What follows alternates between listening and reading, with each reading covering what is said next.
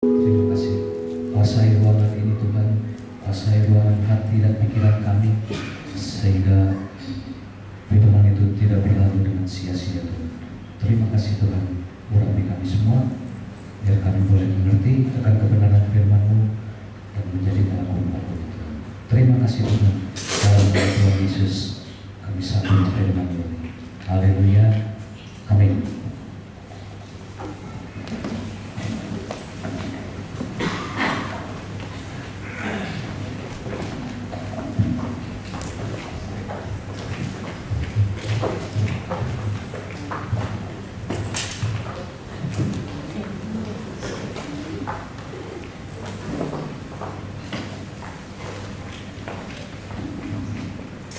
Mari kita nyanyi lagi saudara.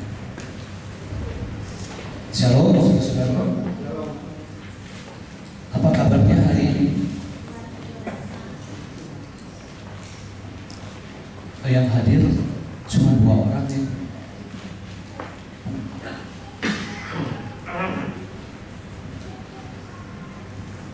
Benar luar biasa saudara.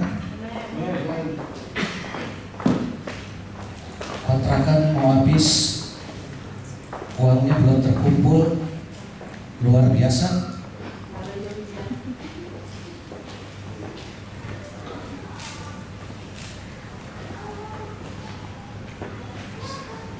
Ya saudara, itu identitasnya orang percaya saudara.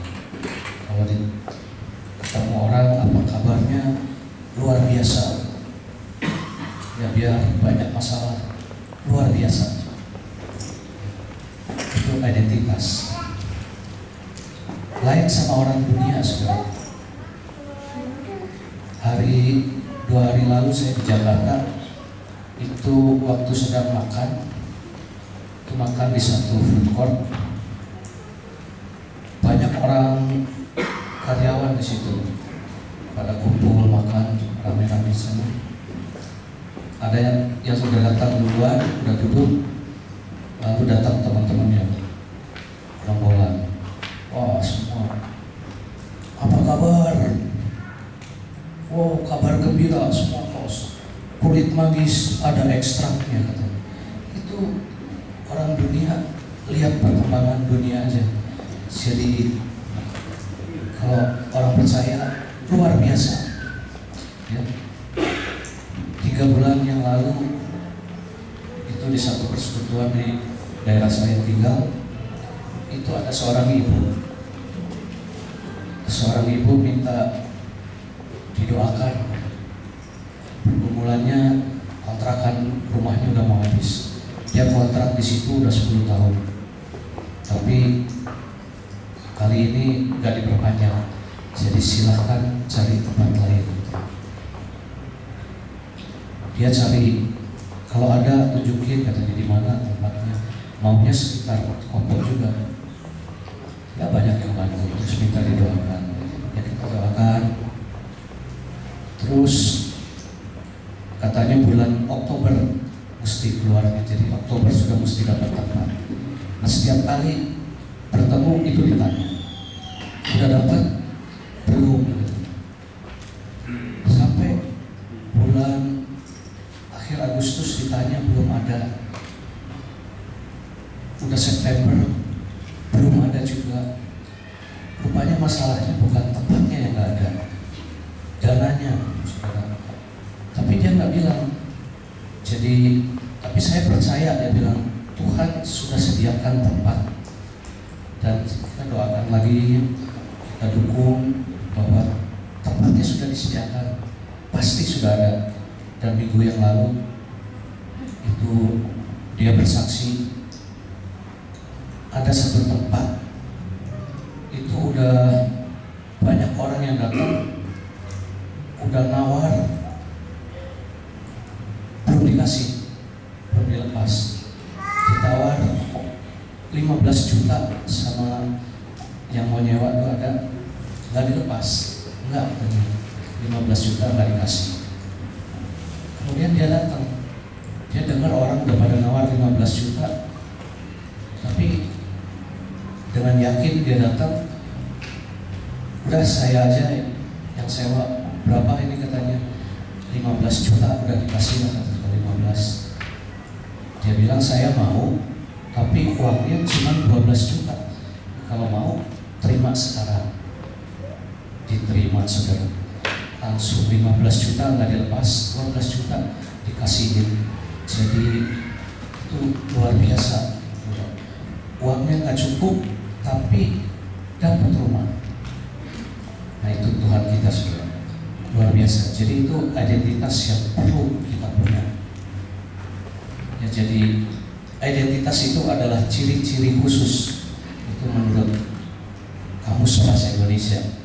Tapi kalau menurut Kamus Oxford itu adalah karakteristik yang membedakan orang atau kelompok dari orang ke kelompok lain. Jadi ciri khusus. Nah kita sebagai orang-orang yang percaya juga kita mesti tahu identitas kita. Ya jangan kita jadi sama seperti orang-orang yang gak punya identitas, yang gak tahu identitasnya. Kita orang percaya tapi gak tahu identitas kita. Ada masalah, ikut-ikut orang biasa, orang-orang di dunia ini. Coba kita buka, kita baca di dalam 2 Korintus 5.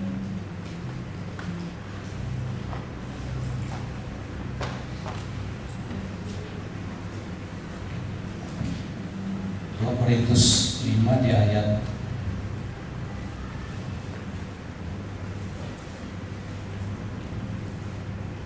ayat 17.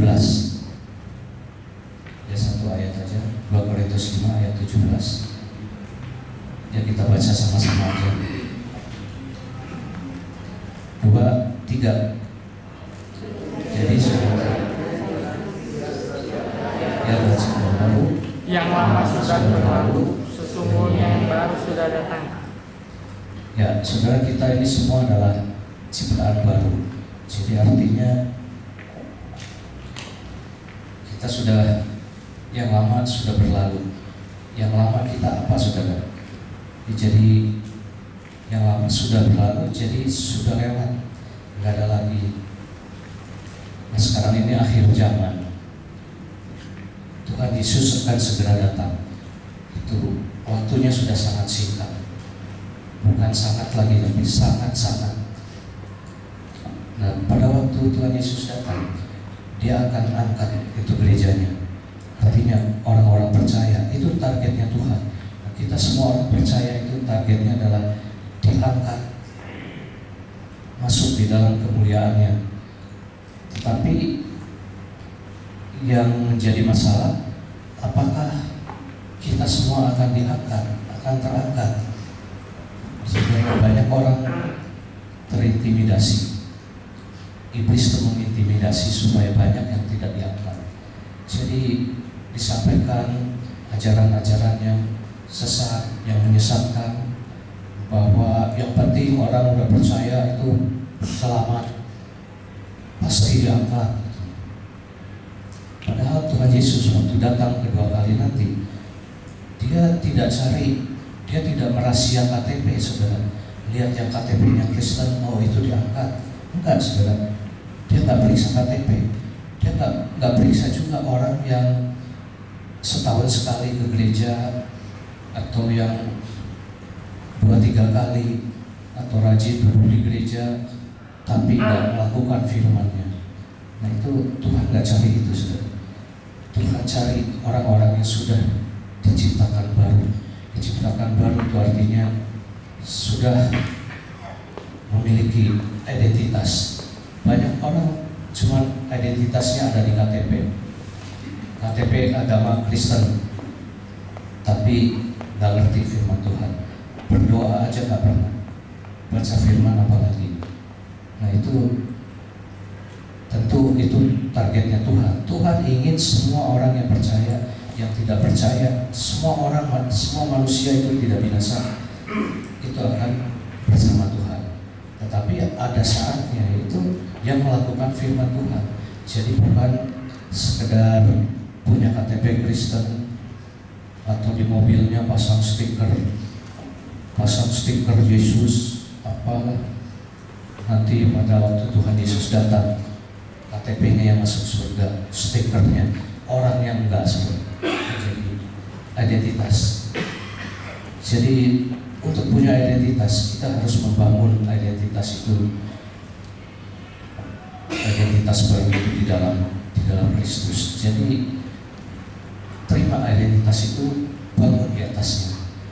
Yaitu ada proses, jadi tidak begitu aja. Terima Tuhan Yesus, terus kita santai-santai tidur. Udah nanti Tuhan Yesus datang, yang penting sudah terima, itu selamat, itu menyesatkan saudara. Jadi ada proses yang harus dilalui, kita harus membangun. Yang pertama, itu kita adalah ciptaan baru dikatakan. Yang lama sudah berlalu. Jadi artinya hidup yang lama sebelum kita menerima Yesus, sebelum kita bertemu dengan Yesus, tidak boleh ada lagi. Jadi itu sudah berlalu, sudah lewat, jangan dilihat-lihat lagi.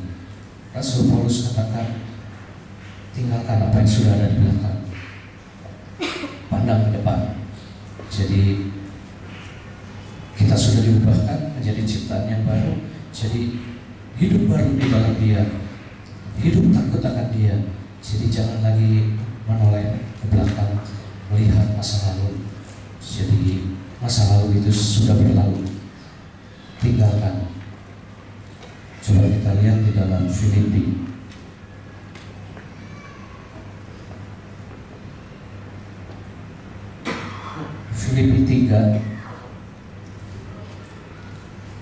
Filipi 3 ayat 7.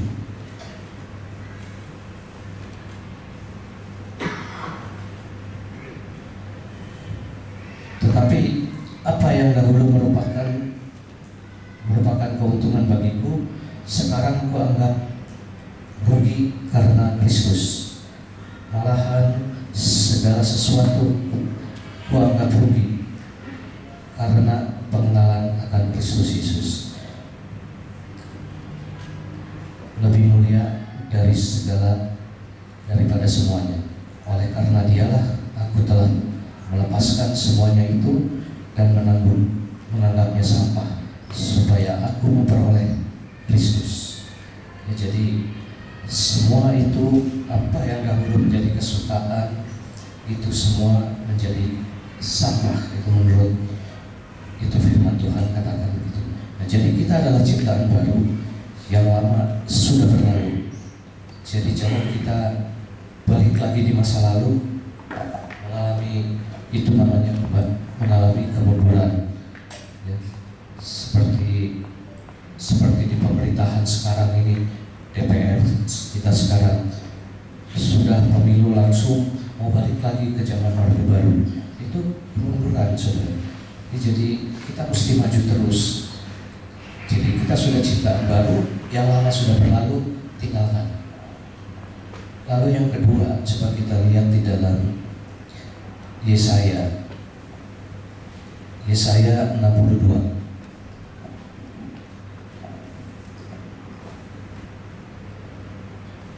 Yesaya 62.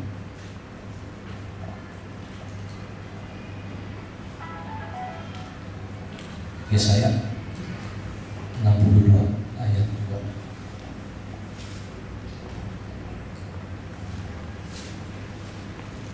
Ya, dikatakan, maka bangsa-bangsa akan melihat kebenaranmu, dan semua raja akan melihat kemuliaanmu, dan orang akan menyebut engkau dengan nama baru yang ditentukan oleh Tuhan sendiri.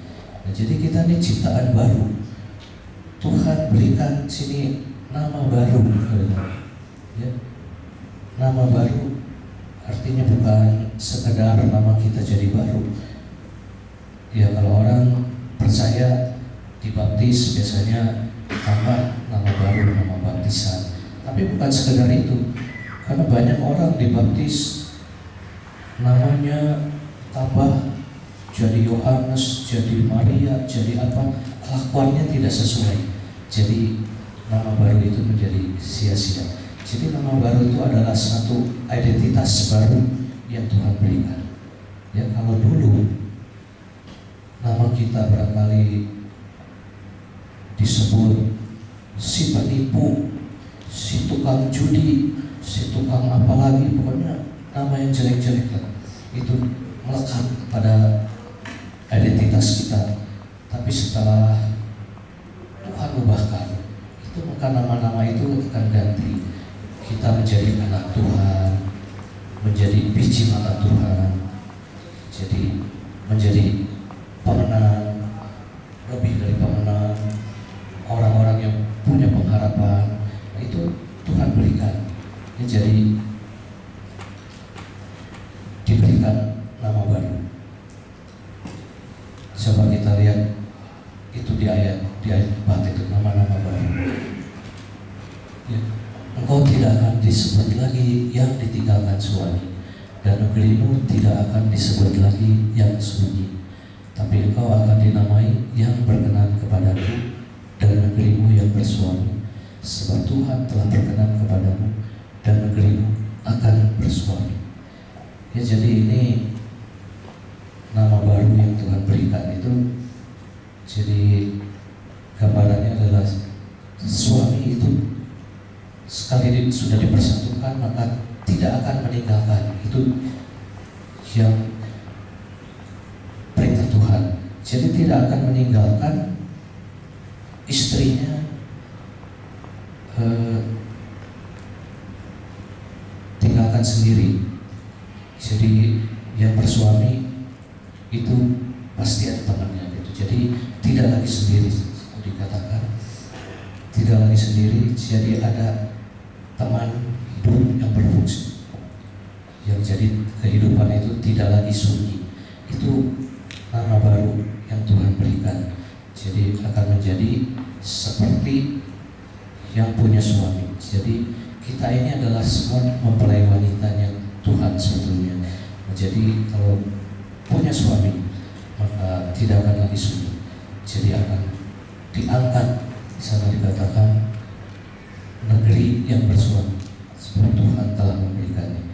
Jadi kalau dulu kehidupan kita sebelum diberikan nama baru itu hidup dalam kehancuran, maka dengan sudah diberikan nama baru, maka kehidupan kita itu diangkat oleh Tuhan dari kehancuran menjadi ciptaan baru. Hal yang ketiga, coba kita lihat di dalam Yesaya, Yehezkiel 36. Yehezkiel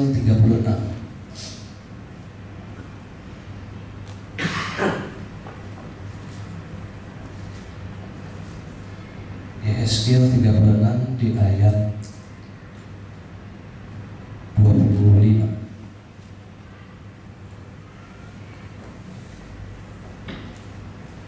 Aku akan mencurahkan kepadamu air jernih yang akan mentahirkan kau dari segala kenajisanmu, dan dari semua berhala-berhalamu aku akan mentahirkan kau.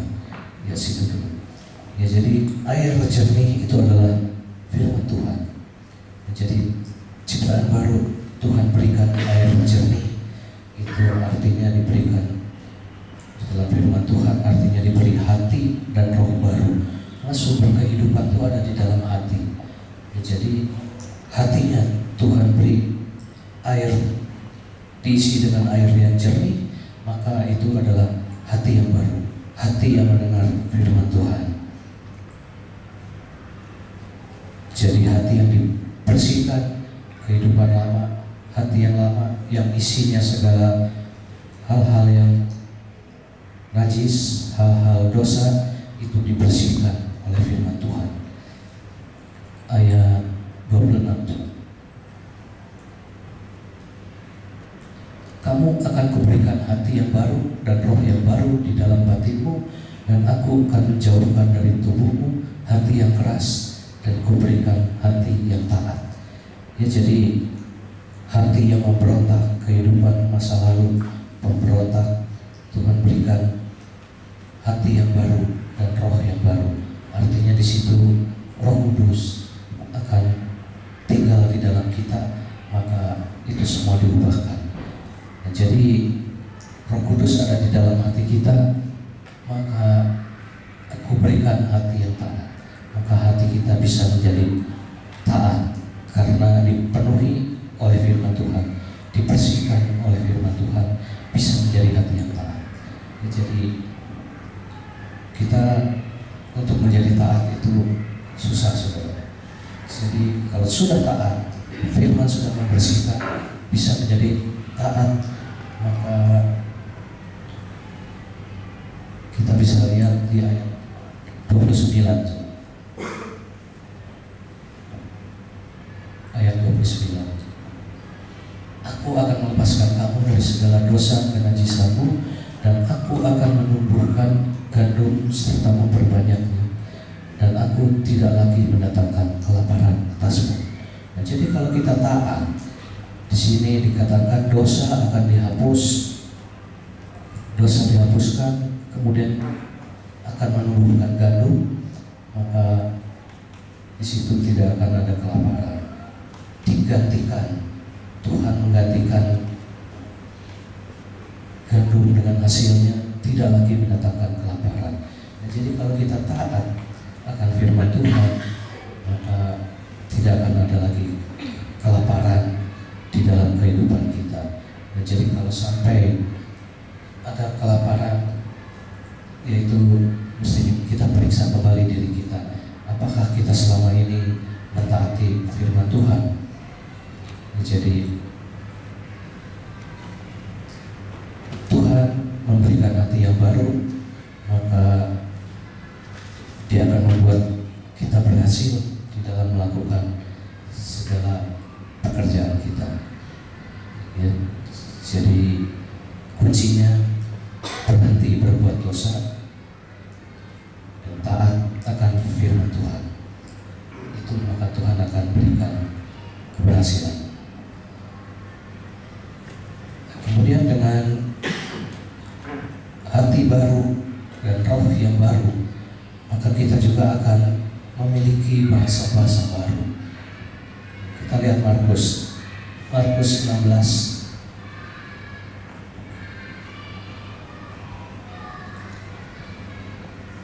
Markus 16 ayat 17.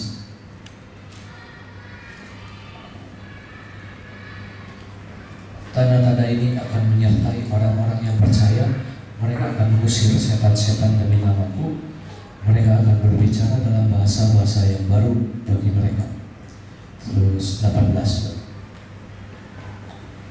Mereka akan memegang ular, dan sekalipun mereka minum racun maut, mereka tidak akan mendapat celaka. Mereka akan meletakkan tangannya atas orang sakit, dan orang itu akan sembuh. Jadi diberikan hati yang baru, roh baru, bahasa-bahasa yang baru, juga disertai kuasa yang baru, sehingga kita bisa doakan orang yang sakit, orang itu sembuh. Seringkali kita tuh gak yakin, kita diberi identitas ciptaan baru, sudah punya hati yang baru, roh yang baru, punya nama baru, artinya bisa berbahasa roh. Di situ bahasa-bahasa yang baru itu kuasa Roh Kudus beserta, tetapi seringkali tidak yakin. Nah, makanya kita dalam doa itu jangan hanya doa untuk minta berkat. Kebanyakan kita doanya tuh minta berkat, doa untuk masalah, minta berkat, doa minta Roh Kudus itu supaya ada di dalam kehidupan kita, minta Roh Kudus turun sehingga karunia-Nya itu diberikan. Jadi minta karunia Roh supaya kita juga bisa memuliakan Tuhan lewat Roh Kudus yang dikaruniakan kepada kita. Ya, jadi kita sudah punya roh baru, hati yang baru, punya bahasa baru. Nah, yang keempat di sini kita lihat coba di dalam 2 Petrus 3.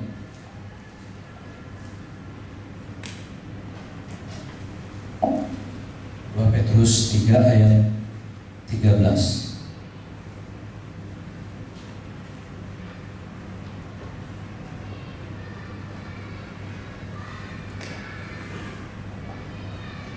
Tetapi sesuai dengan janjinya, kita menantikan langit dan bumi yang baru, di mana terdapat kebenaran. Ya, jadi sebagai ciptaan yang baru, kita sudah diberikan nama-nama baru, punya hati yang baru, roh yang baru, bahasa baru. Nah, kita juga menantikan langit dan bumi baru. Ya, bumi baru di sini bukan bumi baru yang ada di Horis itu sudah. Ya, jadi ini bumi baru, artinya langit dan bumi baru itu artinya surga. Jadi kita menantikan itu janji Tuhan. Nah, jadi apa yang harus dilakukan dalam menanti langit dan bumi baru? Nah, kita gak bisa menanti itu dengan diam aja gitu. Dengan diam aja, tidak melakukan apa-apa untuk Tuhan, melakukan apa yang kita mau, suka-suka kita. Nah, saudara, ada beberapa yang harus dilakukan di dalam menanti bumi dan langit baru. Ya, coba di ayat 9 2 Petrus 3.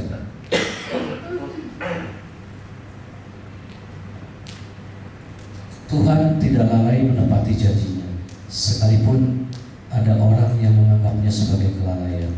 Tapi Dia sabar terhadap kamu, karena Ia menghendaki supaya jangan ada yang binasa, melainkan supaya semua orang berbalik dan bertobat.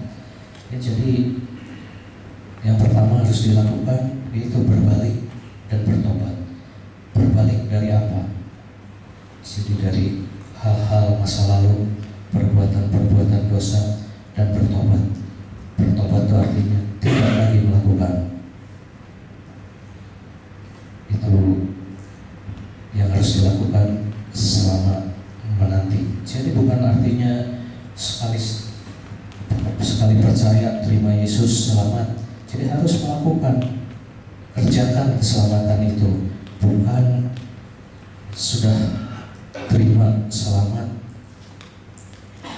nggak melakukan apa-apa lagi. Hal yang kedua, coba dilihat di ayat yang ke-10. Tetapi hari Tuhan akan tiba seperti pencuri. Pada hari itu langit akan lenyap dengan gemuruh yang dahsyat, dan unsur-unsur dunia akan hangus dalam nyala api, dan bumi dan segala yang ada di atasnya akan hilang lenyap. Jadi langit dan bumi akan lenyap, tapi firman Tuhan yang tinggal tetap. Nah, jadi yang perlu adalah hidup kudus dan berdamai dengan Tuhan, berdamai dengan Tuhan dan berdamai dengan sesama. Artinya, ya, ampuni sesama kita manusia, orang-orang yang bersalah, Tuhan akan mengampuni. Jadi kita dikuduskan lewat pengampunan yang Tuhan berikan. Ya, jadi ada 4 hal di dalam kita sebagai ciptaan baru, identitas yang kita punya sebagai ciptaan baru. Kita sudah diubahkan dari masa lalu, kehidupan yang lalu ditinggalkan, masuk dalam kehidupan yang baru. Kemudian kita mempunyai nama-nama baru, mempunyai roh dan hati yang baru, memiliki bahasa-bahasa baru, dan menantikan langit dan bumi baru. Ya, saudara, jadi kehidupan ini tidak mudah. Makin lama akan makin sulit, saudara.